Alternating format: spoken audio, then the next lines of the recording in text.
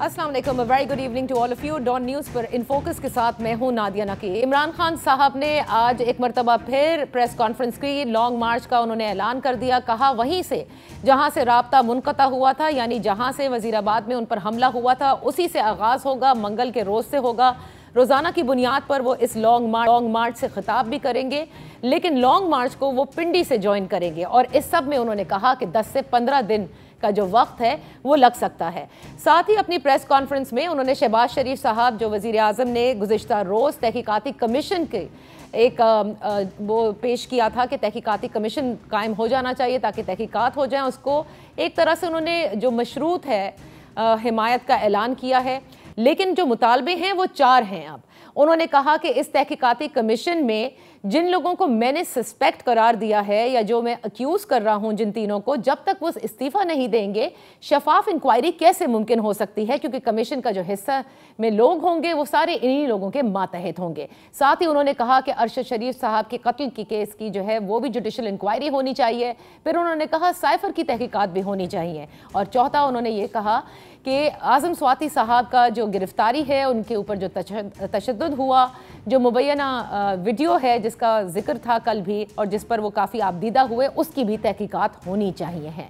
लेकिन सारा जो फोकस है इस वक्त वो उन्होंने सुप्रीम कोर्ट पर डाला और चीफ जस्टिस ऑफ पाकिस्तान से कहा कि इंसाफ का निज़ाम, रूल ऑफ लॉ और सारे जो कौम है उसकी नज़रें इस इंसाफ की तरफ देख रही हैं। लेकिन अल्टीमेटली अगर आप देखें तो 10 से 15 रोज़ उन्होंने कहे हैं पिंडी पहुंचने में लगेंगे इस लॉन्ग मार्च को, जहां से वो क़यादत करेंगे। यानी ये इंतहाई वो अहम वक्त होगा जिसकी तरफ तमाम सियासी जमातें देखती हैं, वो है नवंबर की अपॉइंटमेंट का वक्त। तो क्या ये 10 से 15 दिन में इमरान खान साहब ये चाहते हैं कि किसी तौर जो है वो मसालिहत हो जाए? क्या उनका लॉन्ग मार्च कामयाब होगा, वो भी उनके बगैर पिंडी तक? क्या वो उस तरह से तादाद जमा कर सकेंगे? यही वो बातें हैं जो आज हम तज्जिया करवाएंगे अपने मोहतरम मेहमानों से। हमारे इजाजुल हक साहब, सरबराह हैं मुस्लिम लीग ज़ेड के, thank you so much for joining अस। हमारे साथ हैं मुजम्मिल सोहरवर्दी साहब, सीनियर तज्जिया निगार हैं, और नज़ीर लगारी साहब हमारे साथ कराची स्टूडियो में हैं, हमारे सीनियर सहाफ़ी और तज्जिया निगार। Thank you so much for joining us. Ijazul Haq साहब, आपने वो डिग्गी की कहानी बड़ी मज़े की ओपन की थी। अब ये जो कल 3 घंटे मुलाकात हुई है सदर आरिफ अलवी की, लेकिन चले वो किसी डिगी में तो नहीं आए, ना ही डिगी में मिलने गए थे, लेकिन इत्तलात ये है कि परसों की मुलाकात का जो पैगाम है वो लेकर आए। 3 घंटे उन्होंने डिस्कशन की और आज की ये प्रेस कॉन्फ्रेंस इमरान खान साहब ने की। क्या देख रहे हैं कि 15 दिन के अंदर आप समझते हैं कि सदर आरिफ अलवी वो जो बैकडोर मुज़ाकरात कर रहे हैं उसमें कामयाबी हासिल कर लेंगे? बिस्मिल्लाहिर्रहमानिर्रहीम। सदर आरिफ अलवी के बाद कल मेरी भी मुलाकात हुई है खान साहब से, कोई 15-20 मिनट के करीब।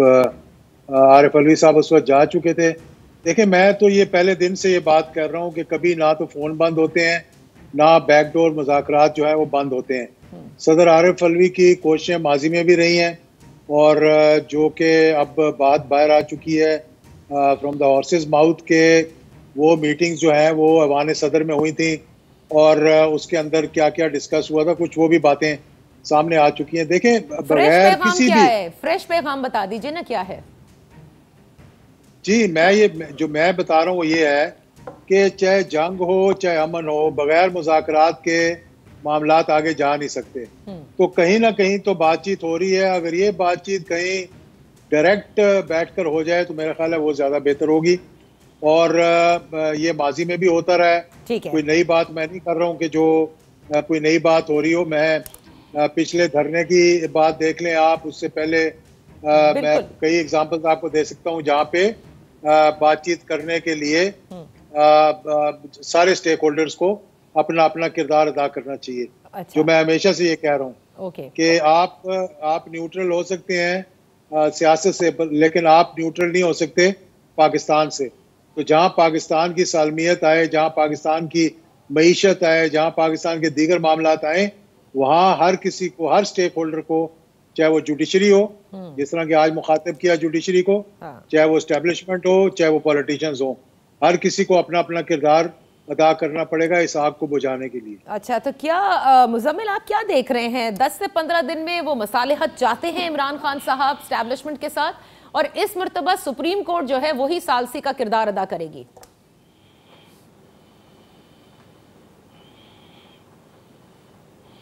मुझे नहीं लगता।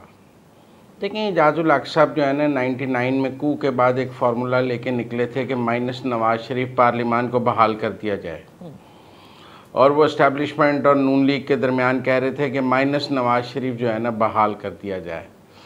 और तब नून लीग भी माइनस नवाज शरीफ पर रेडी नहीं हुई थी, क्योंकि नवाज, आज भी सवाल यही है कि अगर पीटीआई से कोई बातचीत होगी तो वो माइनस इमरान खान हो सकती है, क्योंकि इमरान खान उस सतह पर आ गए हैं जहाँ इस्टेब्लिशमेंट और उनका को एग्जिस्टेंस मुश्किल हो गई है।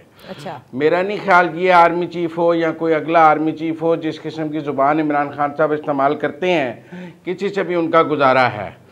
तो आज एजाजुल हक साहब को दोबारा वो 99 वाला किरदार अदा करना होगा, और पीटीआई में सबको कहना होगा कि माइनस इमरान खान कोई डील बना लेते हैं, वो आरिफ अलवी के तहत हो जाए, असद उमर के तहत हो जाए, परवेज़ खट्टक के साथ हो जाए। और एजाजुल हक साहब इस थ्योरी को और इस काम को और इस्टेब्लिशमेंट को बखूबी समझते हैं। अच्छा। और मैं समझता हूँ उन्हें ये काम अब वक्त आ गया कि उन्हें ये काम जो 99 में उन्होंने नून लीग के लिए करना चाहा था, आज पीटीआई के लिए करें।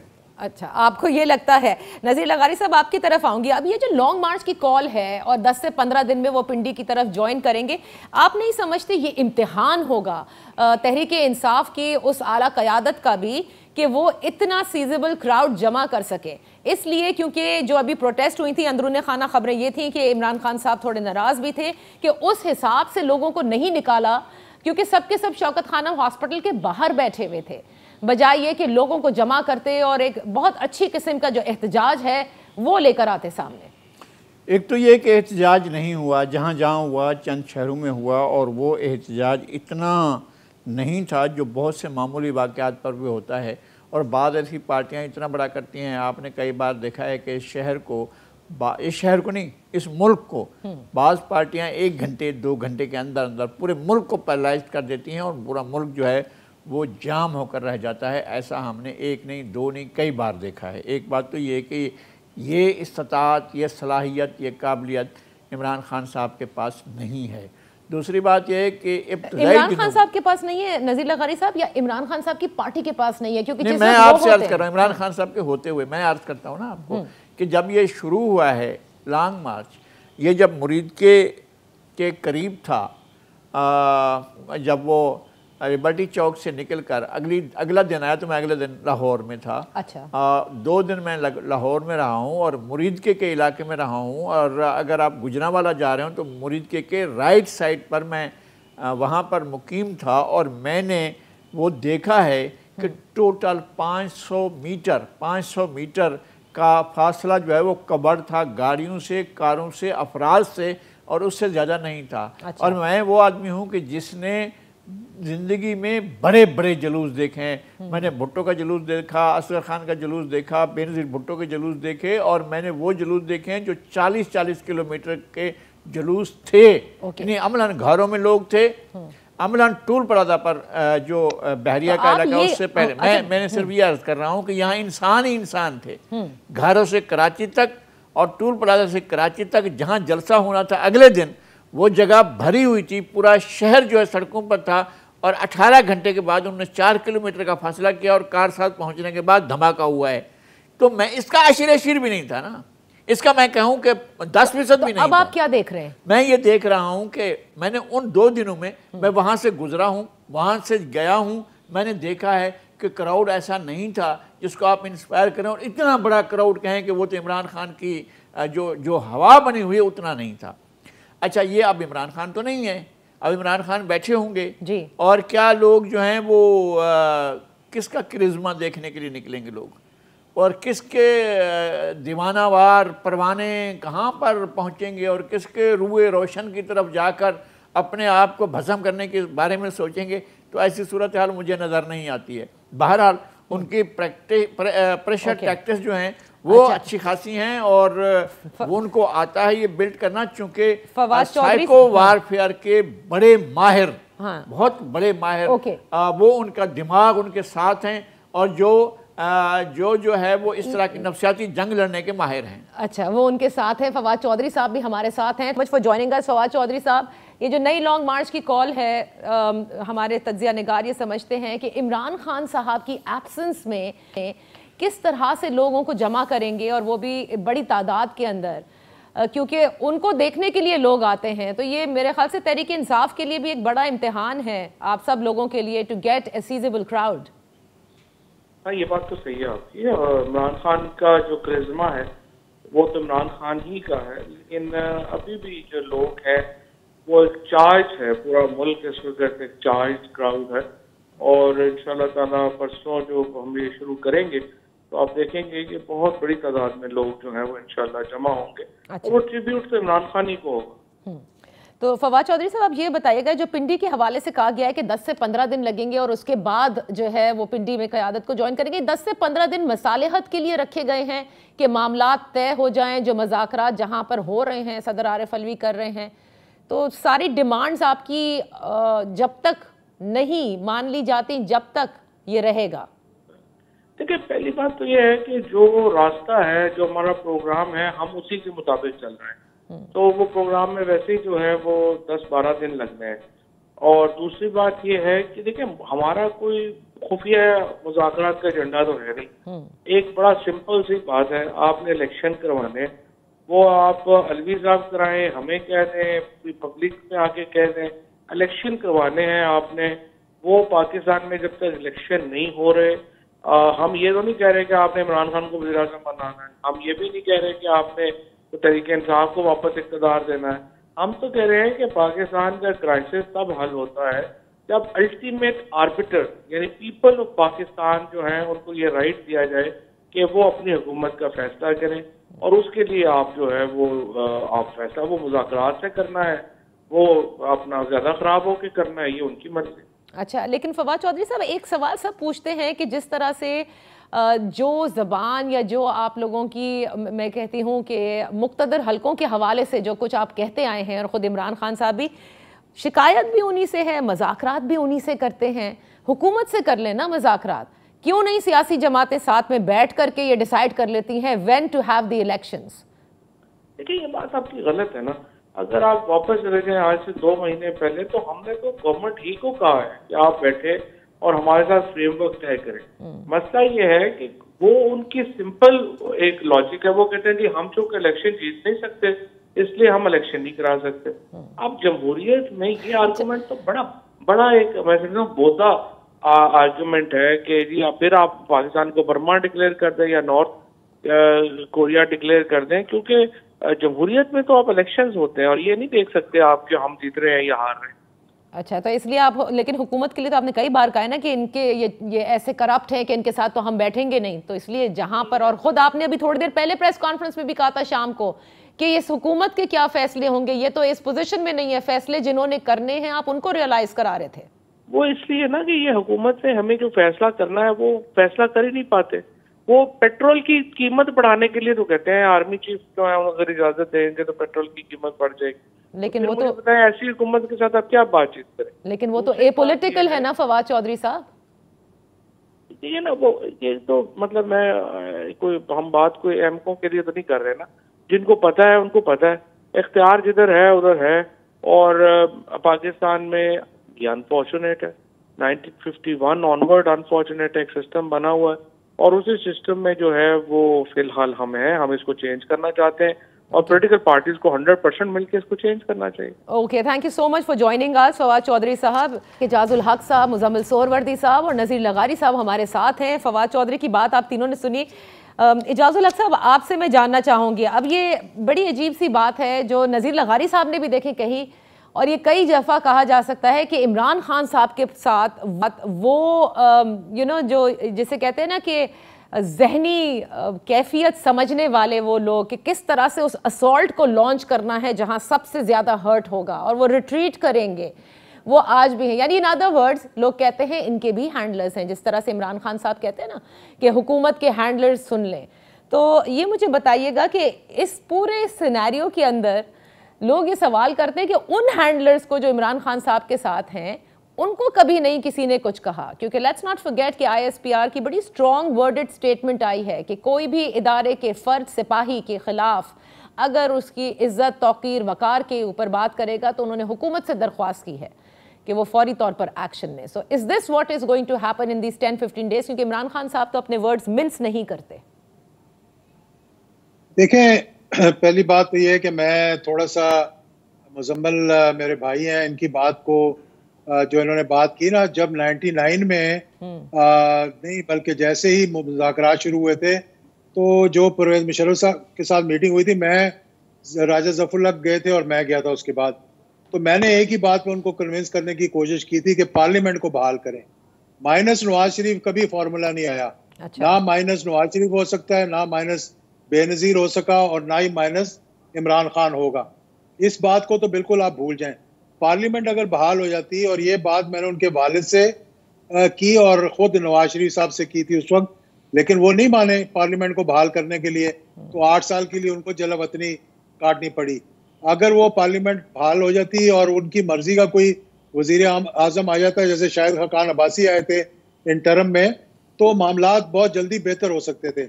इसी तरह मौजूदा सूरत हाल में भी मैं समझता हूँ, जो आपने बात की है ना कि, और लगारी साहब से मैं एग्री करता हूँ कि इमरान खान का होना और ना होने में बहुत फ़र्क है। जिस लॉन्ग मार्च के अंदर इसका इम्पैक्ट जो है वो डिफरेंट होगा जब इमरान खान साहब होंगे, और डिफरेंट होगा जब वो नहीं होंगे।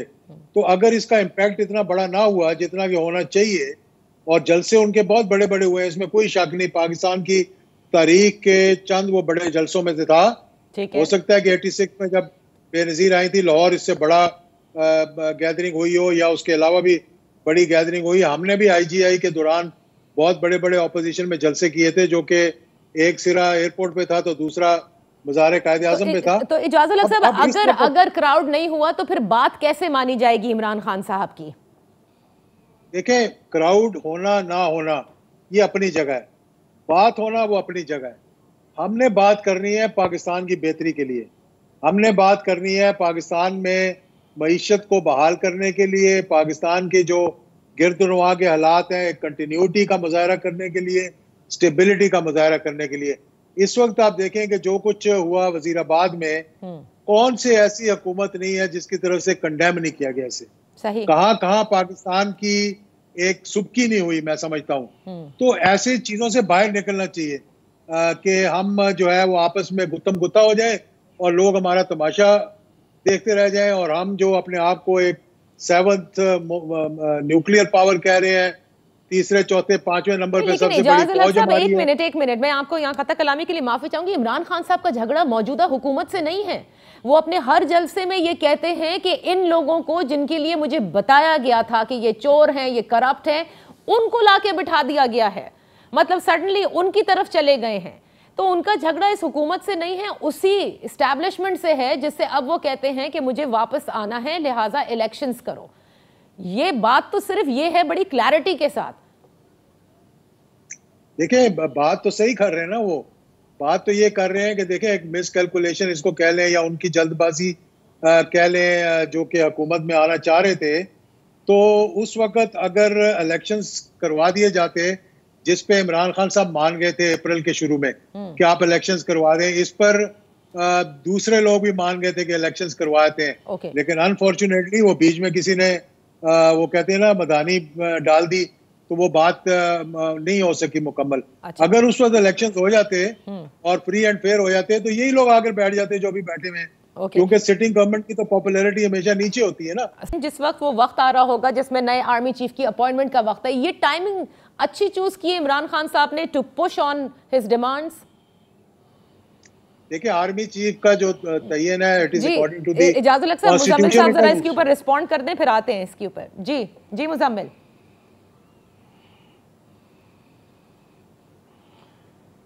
देखिए, आई डोंट थिंक सो। उस बारे में अब इमरान खान साहब का किरदार बिल्कुल नहीं रहा। अच्छा। इमरान खान साहब ये चाहते हैं कि वो किसी न किसी तरह मार्च से पहले इंतखाबात करा लें, ताकि वो जिसको लगाना चाहते हैं वो अप्रैल तक लगा लें, वो आकर लगा लें। फ़िलहाल जिसको ये हुकूमत चाहेगी लगा लेगी। इमरान खान साहब का लॉन्ग मार्च आता है, नहीं आता है, कामयाब होता है, नाकाम होता है, इसका आर्मी चीफ की तैनाती अब इममटीरियल हो गई है।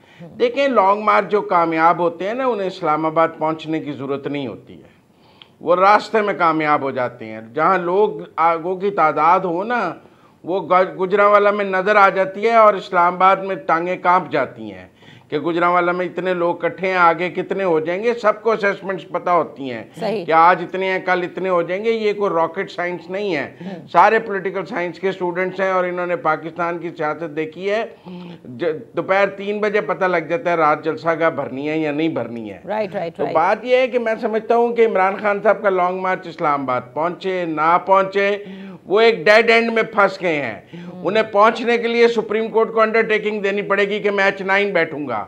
H9 बैठेंगे तो वो गवर्नमेंट के लिए सोने की चिड़िया है, वो बिठा भी लेंगे और उठने भी नहीं देंगे, रोज कैमरे भी लगाएंगे कि इतने लोग रह गए हैं, अब लोग चले गए हैं, अब खाली कंटेनर रह गया है। तो वो तो पॉलिटिकल डेथ वारंट होगा H9 में बैठना, और डी चौक में आना उससे बड़ा पॉलिटिकल डेथ वारंट होगा।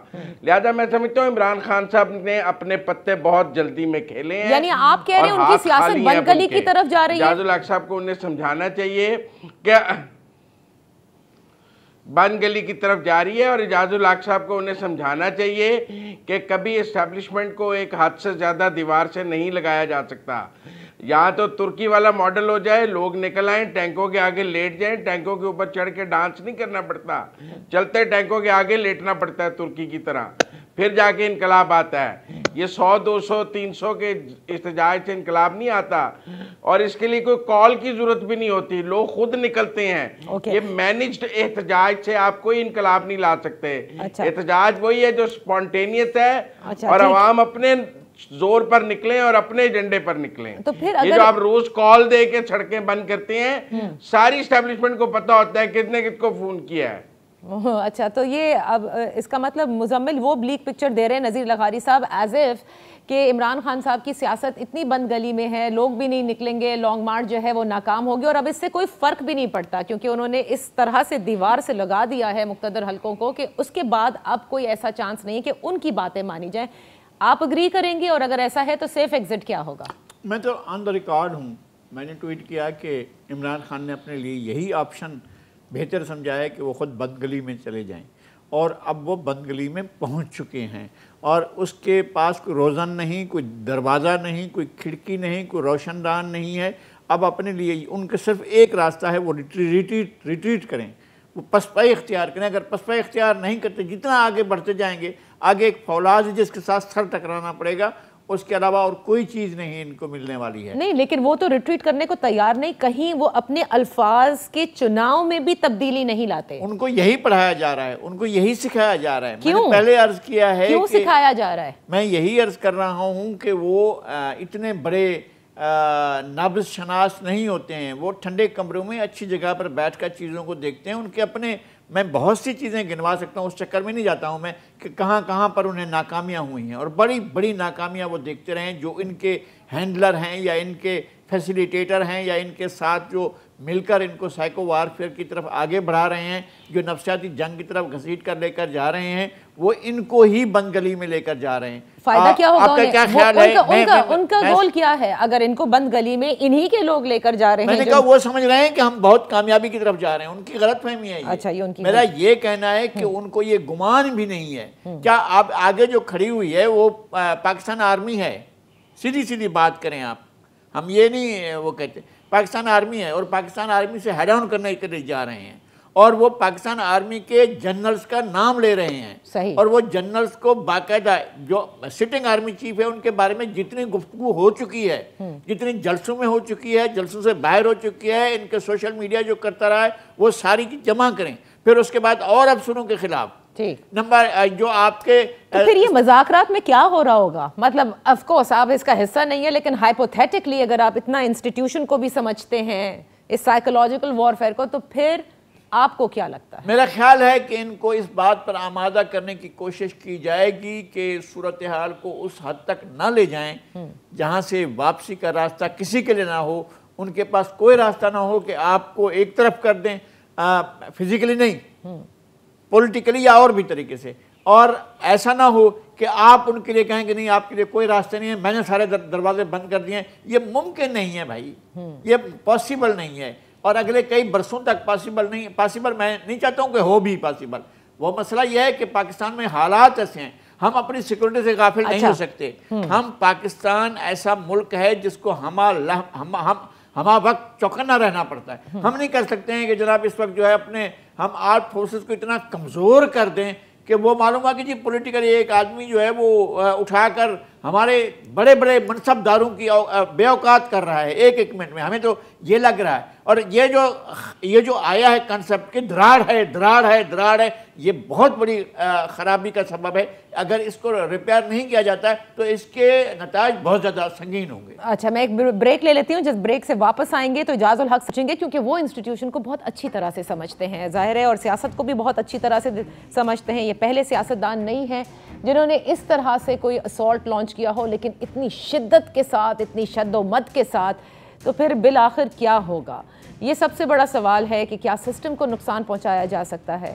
क्या इमरान खान साहब को राज़ी कर लिया जाएगा कि वो कुछ रिट्रीट करें, पार्लियामान का हिस्सा बने? क्योंकि अल्टीमेटली पार्लियामान ही फैसले करती है, और करने भी चाहिए हैं कि आने वाले दिनों में कब इलेक्शन होगा, कौन केयर टेकर सेटअप बनाएगा। ये सारी बातें जो हैं वो सियासी जमातों को करनी चाहिए। कि इजाज़ुल हक साहब, हमारे जो दोनों मोहतरम मेहमान हैं, वो समझते हैं कि बंद गली में जा रही है सियासत इमरान खान साहब की, बल्कि जानबूझकर धकेली गई है। आप मुझे ये बताइएगा कि आपकी मुलाकातें ज़ाहिर है दोनों अतराफ में हो रही होंगी, आपका क्या समझ में आता है? मज़ाकरात अपनी जगह, लेकिन क्या इमरान खान साहब को आप समझाने में कामयाब हुए हैं कि सियासत में लचक का मुजाहरा लाजमी है, और ये जो असॉल्ट अदारों के ऊपर हो रहा है ये उनके लिए या उनकी सियासत को नुकसान पहुंचा सकता है? देखिए, ये बड़ा कैश 22 की सिचुएशन है। मैं तो हर बार समझाता हूँ, पाकिस्तान में नहीं दुनिया में दो किस्म की पॉलिटिक्स है, एक रेवोल्यूशनरी है, एक पावर पॉलिटिक्स है। रेवोल्यूशनरी पॉलिटिक्स के लिए आपको टर्की चाहिए, ईरान चाहिए, ऐसी जगह चाहिए। पाकिस्तान में पावर पॉलिटिक्स में आपको एस्टेब्लिशमेंट के को साथ लेकर चलना होगा, बगैर उसके आप मेरा नहीं ख्याल के पॉलिटिक्स कर सकते हैं। और यही मैं जब भी बात करता हूँ यही समझाने की कोशिश करता हूँ, यही बात करता हूँ कि आपका झगड़ा किसी और से है, आप झगड़ा किसी और के साथ कर रहे हैं। देखें, आपका टारगेट पीडीएम होना चाहिए। वो नाहल हुकूमत है, डिलीवर नहीं कर सक रही, मईशत का कुछ नहीं हुआ, 6 माह से भाग दौड़ रहे हैं, कभी चाइना कभी सऊदी अरेबिया, और रिजल्ट कुछ भी नहीं निकल रहा। तो बेहतर यही है कि डायलॉग के जरिए, बातचीत के जरिए, देखिए मैंने ये बार बार कहा है। तो क्या वो मानते हैं आपकी बात? वो समझते हैं कि हाँ ये करना चाहिए, मौजूदा हुकूमत के साथ ही हमें बात करनी चाहिए? नहीं, हुकूमत के साथ तो बात, देखें ना, हुकूमत के साथ बात डायरेक्टली तो नामुमकिन सी बात है ना, ये इनडायरेक्टली बात हो सकती है। जिस तरह के राहील शरीफ ने किया, जिस तरह के वहीद काकड़ साहब ने किया, जिस तरह के माजी के अंदर ये होता रहा कि प्राइम मिनिस्टर ने रिक्वेस्ट की, और प्राइम मिनिस्टर की रिक्वेस्ट पे उन्होंने फिर दोनों फरीकों को बुलाया जो कि धरने में बैठे हुए थे, और सुबह सारी रात लगाकर सुबह जो है वो मामला ठीक हो गए। इसी तरह से किसी ना किसी स्टेक होल्डर को अपना किरदार अदा करना पड़ेगा। इस झगड़े को ज्यादा बढ़ाने से मुल्क का नुकसान हो रहा है। मेरा ख्याल है कि अब इससे आगे जाना, कौन सी साइड, देखिए ये नहीं करना पड़ेगा, नहीं, वो तो मुस्तकिल हो रही है, वाने सदर में भी हुई, इसके अलावा भी हुई, आपने डिगी का भी जिक्र किया, सब कुछ किया। मामलात जो है, एक तो इमरान खान साहब के सामने नजर आते हैं कि this is what I want, right, और उसमें वो सारे मामलात सबके सामने हैं। दूसरी साइड किस चीज को नहीं मानने को तैयार, यानी पीडीएम और पीपल्स पार्टी की बॉटम लाइन क्या है? बॉटम लाइन है कि एक ही डिमांड है खान साहब की, इलेक्शंस। उस इलेक्शंस को अनाउंस करना 3 महीने पहले, यानी आप कहें, मैं एग्जांपल देता हूं कि जी ईद के बाद, रमजान के बाद, ईद के बाद इंटरिम गवर्नमेंट आ जाएगी और अगस्त में जो है वो इलेक्शंस हो जाएंगे। या दूसरा तरीका ये है कि अभी इंटरिम गवर्नमेंट आ जाए और टाइम पे इलेक्शंस करवा दें। अच्छा। 2 ही रास्ते हैं जो डेमोक्रेटिक पॉलिटिकल मुझे नजर आते हैं। तीसरा रास्ता जो है वो तसादम का, चले एक लॉन्ग मार्च फेल हो जाएगी तो इसका ये मतलब तो नहीं है कि पाकिस्तान जो है वो अब तब्दील हो जाएगा। कल को फिर लॉन्ग मार्च की कॉल दी जा सकती, परसों फिर दी जा सकती है, मुल्क तो मफलूज होकर रह जाएगा ना। ओके। तो इसमें झगड़ा करने से बेहतर है कि बातचीत की जाए, और बातचीत उन लोगों को करनी चाहिए जिनकी बातचीत सुनी जाती है। सही। मुजम्मिल, आप बात नहीं करेंगे ये बात आगे नहीं बढ़ेगी। अच्छा मुजम्मिल, आप बताइएगा, क्योंकि मज़ाकरात तो मुस्तकिल हो रहे हैं ना, उस दिन से हो रहे हैं जिस दिन से वोट ऑफ नो कॉन्फिडेंस हुआ, और उसके बाद इमरान खान साहब नाराज भी हुए। अब मुझे ये बताएं कि शहबाज शरीफ साहब भी बड़े प्रेशर में हैं, और इसके अलावा ये सारी जो जमातें हैं, कोalition गवर्नमेंट है, वो शिकायत भी करती है कि वो सिस्टम के लाडले हैं। तो अब ये तो बड़ी मुश्किल सिचुएशन है उस स्टेक होल्डर की जिसने ये मज़ाकरात में दोनों अतराफ को सुनना है और दोनों की माननी है।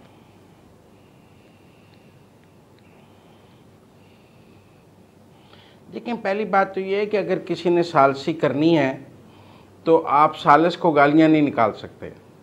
अगर आपने उसे सालसी करवानी है, ये कैसे मुमकिन होगा कि आप रोज़ाना सुबह सालिस को गालियां भी निकालेंगे और फिर ये भी चाहेंगे कि वो सालसी करा ले।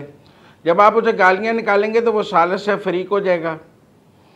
और मैं समझता हूँ इमरान खान साहब ने सालिस को फ़रीक बना दिया है, और जब उन्होंने सालिस को फ़रीक बना दिया है तो अब कुराए अर्ज़ पे पाकिस्तान के अंदर तो कोई ऐसी ताकत नहीं रह गई जो उनको जो सालसी कर सके, क्योंकि उन्होंने सालिस को फ़रीक बना दिया। अच्छा, तो मुझे ये बताइए कि हुकूमत का कल लाहौर के अंदर ये भी खबरें इससे पहले जब भी दो फ़रीक आपस में जी मुजम्मिल, ये खबरें आ रही थी ना हुकूमत के हवाले से तो कि उन्होंने तो इजलास किया और अब वो एक्शन लेंगे और उस पर वो अपनी पूरी राय भी ले रहे हैं कि अगर अब की दफ़े कोई असॉल्ट इस तरह से हुआ, इदारों के खिलाफ कुछ हुआ तो उन्होंने एक्शन लेना होगा। आपके पास इसके हवाले से क्या खबरें हैं?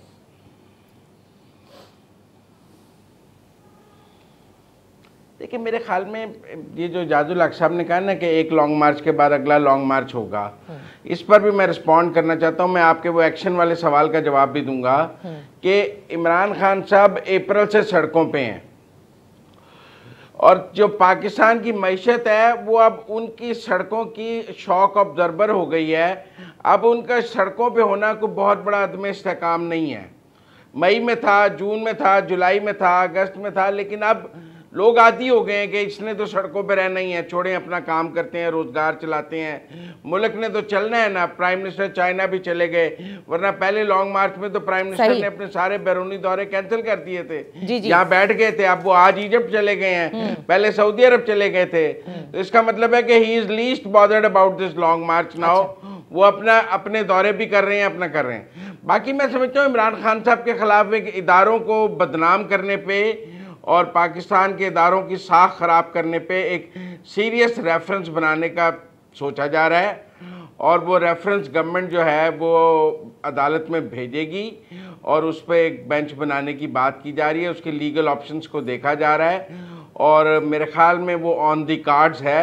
शायद इसीलिए इमरान खान साहब दोबारा सड़कों पर आए हैं, क्योंकि वो ये समझते हैं कि अगर सड़कों से ही कोई बचत है वरना मैं फंस जाऊंगा। अच्छा, लगारी साहब, लास्ट मिनट है, आप क्या देख रहे हैं इमरान खान साहब की सियासत को? अगले 15 दिन में आर्मी चीफ भी अपॉइंट हो जाएंगे या ये मामलात जो हैं अब वो अपने उस प्रेशर कराने में कामयाब होने जा रहे हैं? नहीं, मसला क्या है इमरान खान साहब के लिए, आर्मी का अपना अंदरूनी मसला है ना। मतलब ये तासुर उन्होंने दिया, पहली बात ये आर्मी के खिलाफ था कि जी आर्मी में डिवीजन है, ये तासुर उनकी तरफ से आया कि जी कुछ मेरे साथ हैं, कुछ किसी और के साथ हैं। सही, ये नहीं था ऐसा।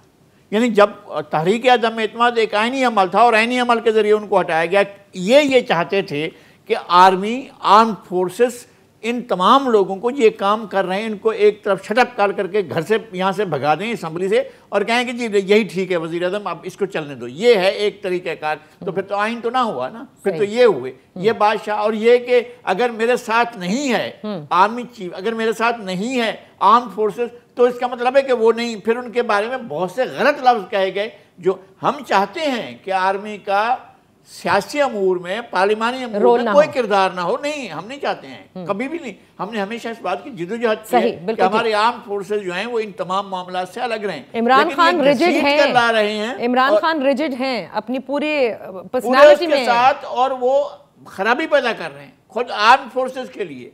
क्या तरीका है कि आप जनरल का नाम लेकर, एक नहीं, दो नहीं, तीन नहीं, सबके नाम लेकर और उनको विक्टिमाइज करें। और so what is going to happen? What is going to happen आपके नज़दीक? क्या होगा लॉन्ग मार्च का इख्तिताम पिंडी से जब वो लीड करेंगे? वो एक दफ़ा ख़त्म कर देंगे, कुछ नहीं होगा, इसमें कुछ भी नहीं होना है। आर्मी चीफ जो आने हैं, जिन्होंने, वही आएंगे जिनके बारे में फैसला हो चुका है। Thank you so much, we are running out of time. बहुत बहुत शुक्रिया आप तीनों मेहमानों का। अपना ख्याल रखिएगा। अल्लाह हाफिज।